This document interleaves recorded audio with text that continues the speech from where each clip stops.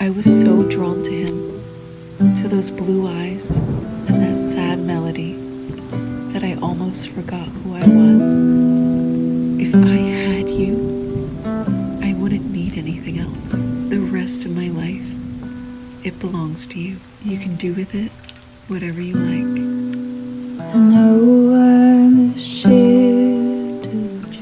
Hello everyone, today we're going to be talking about Ai Yazawa's Last Quarter.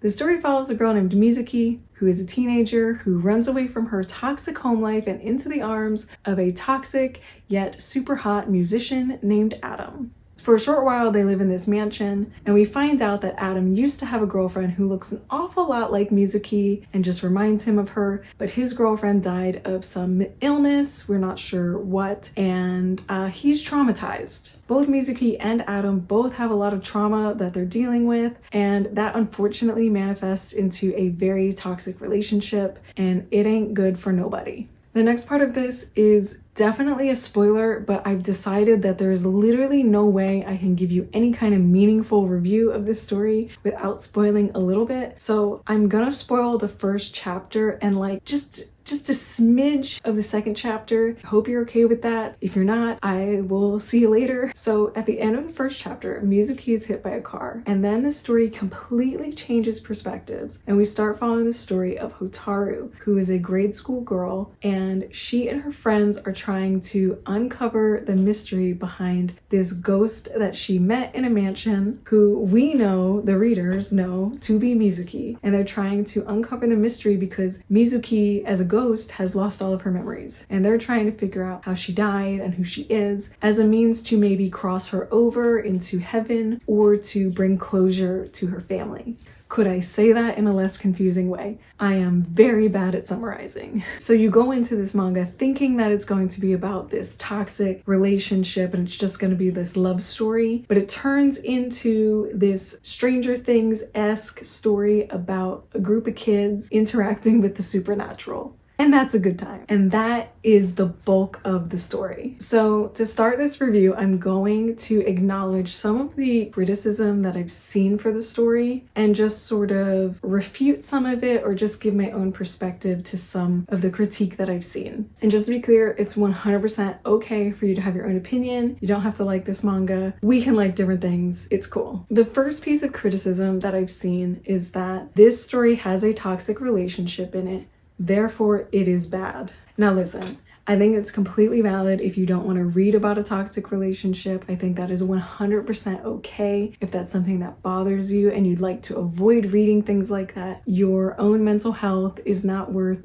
sacrificing to read a story that's going to upset you. I just personally don't think that a piece of media is inherently bad because it depicts something that makes people uncomfortable. Mizuki and Adam are not good for each other. It's pretty bad, actually. Their relationship is a bad one. Everything about the way this is written supports the idea that this is not a good situation. I don't think at any point us, the reader, are supposed to think that this is a good relationship or something to aspire to. And I'm very aware that some manga has very toxic relationships. There are so many books across the romance genre that portray manipulative behavior, violent behavior, as if it's supposed to be a good thing. Like it's something that you're supposed to want or that it's really sexy. And I do personally think that those kinds of stories are worth being critical of. However, I think that Last Quarter does a good job of portraying toxic behavior honestly and portraying it for what it is. I think one could argue that Ai Yazawa has her own aesthetic that's overlaid over all of these scenes, but I still don't think it's something that we, the reader, are supposed to want or that we think Mizuki's in a good situation. Mizuki is a vulnerable teenage girl. She's a very insecure teenager and she comes from an insecure home life. She falls in love with the first guy she sees who she thinks might be able to provide a better home life situation for her.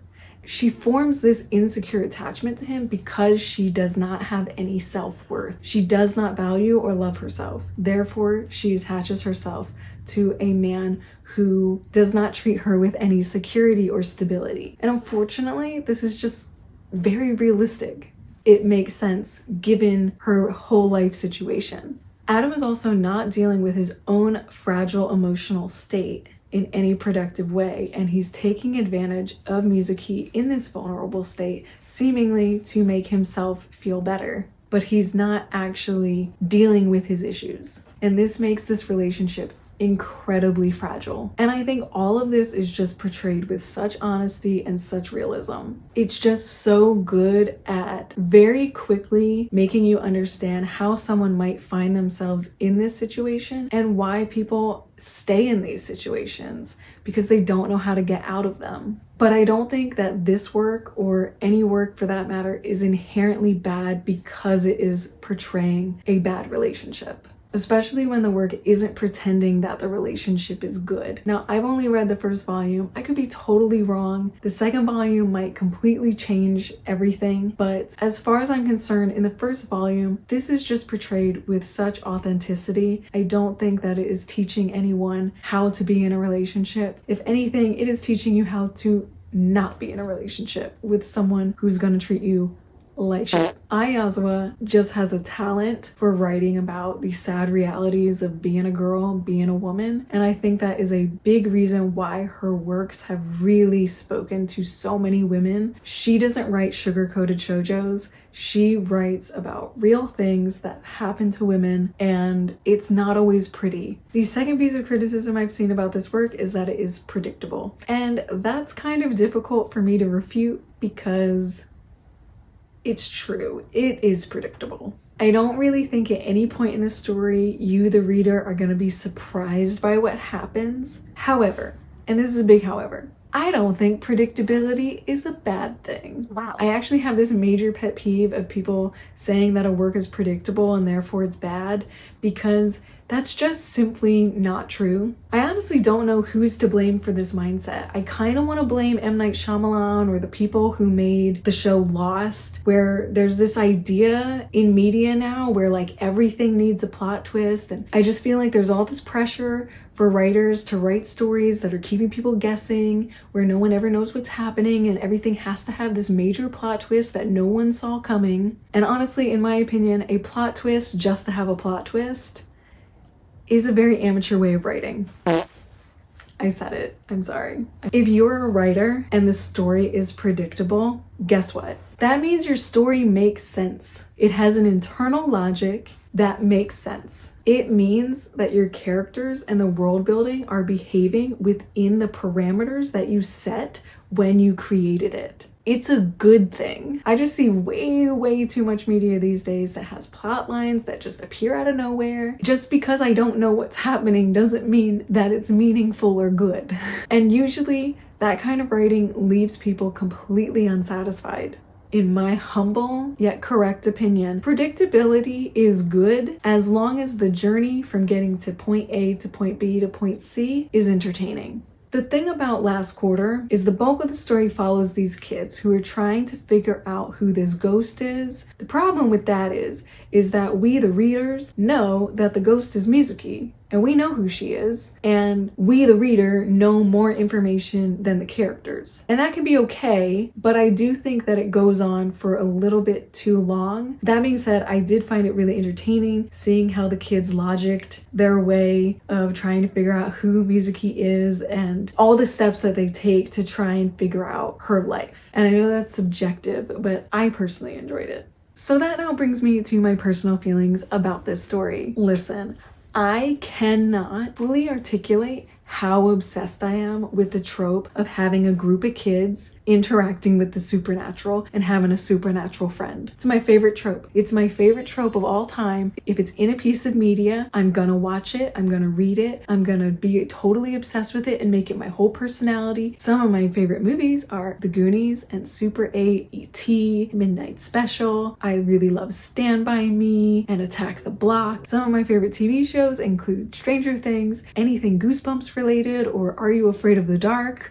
Things like School Spirits, or more recently, the show Sweet Tooth. My favorite video games of all time are Life is Strange and Oxenfree. And when it comes to comic books, I really love Brian K. Vaughan's Paper Girls, Lumberjanes. That's another one. Hell, even my favorite tabletop RPG adventure is Kids on Bikes. If it's got a group of kids trying to Scooby-Doo their way out of a situation, I am 100% on board. I can't hide it. I'm completely biased. Bonus points if it has a 70s 80s pastiche, which unfortunately last quarter doesn't have, but I won't hold it against it. So when I tell you that I got to chapter 2 and I realized what the bulk of this story was gonna be about, I was so excited. I just love a good coming of age story. And this story is great because it basically has 2 different coming of age stories wrapped up into one. Because on the one hand, we have this teenage girl who's in this turbulent relationship, who's trying to figure out how to value herself and literally trying to figure out who she is. And simultaneously, we have this other group of kids who are trying to figure out their own relationships that are all new and it's confusing. It just parallels quite nicely and I'm 100% on board with it. And can I just say that I 1000% want to see Last Quarter made into a Netflix original series directed by Mike Flanagan. And if you don't know who Mike Flanagan is, he's the guy who directed The Haunting of Hill House and Bly Manor. You can't convince me that this source material in his hands wouldn't be gold. Everyone would love it. I'm telling you. The idea that houses aren't haunted but people are, it would be perfect. Ai Yazawa and Mike Flanagan need to join forces. I know it'll never happen. I want it to. It would be so good. All that aside, I think Last Quarter is shaping up to be a wonderful work. It's not an overly complicated story. In fact, it is quite simple, but it is expertly told. I really am enjoying it. I'm genuinely curious how the second volume is going to unfold. I have some theories, but all of my theories are spoiler heavy, so I won't say them here. What I will say is that I'm really hoping that Mizuki figures out herself. Even if Adam is super hot, who cares? You don't need him, girl. You don't need him. But I also know that Ai Yazawa does not usually shy away from the sad stuff, so there's a chance that this story doesn't have a happy ending. And I know you're wondering, should I read Last Quarter? And to be honest, the answer is maybe, because I really enjoyed it and I hope that I've done a good job of illustrating who I think might be interested in this series. And I hope if you read it that you also enjoy it, and I hope that I have not spoiled too much for you. Thank you so much for being here. Now please go drink some water, go pet a dog, be nice to children and old people, and I will see you in the next one. How do you end these things? Thank you so much for listening to me ramble about this series that I like. Now leave.